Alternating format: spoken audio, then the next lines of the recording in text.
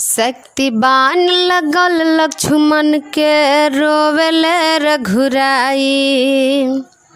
शक्तिबान लगल लक्ष्मण के रोवेले रघुराई। अखिया खोला बबुआ हो अखिया खोला बबुआ, बोलब के छोटका भाई। अखिया खोला बबुआ, का देहब जवाब अवध में पूछी है तीनों माई। का देहब जवाब अवध में पूछी है तीनों माई। अखिया खोला बबुआ हो अखिया खोला बबुआ, बोलब के छोटका भाई।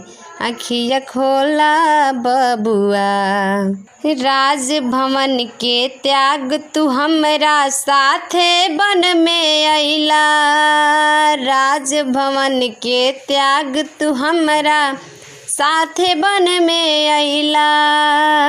धर्म कर्म दुनहु से बढ़ के भाई सेवा कैला।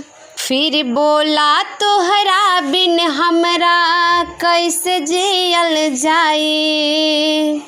फिर बोला तोहरा बिन हमरा कैसे जियल जाई। अखिया खोला बबुआ हो अखिया खोला बबुआ, बोलब के छोटका भाई। अखिया खोला बबुआ, सूर्यवंश के सूरज डूबी रघुकुल लागी दागी।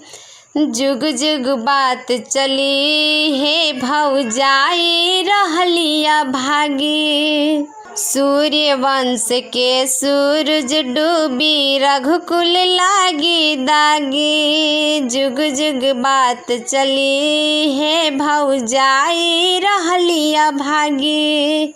अवध के लोग कहीं हमके चली आइल जान बचाई।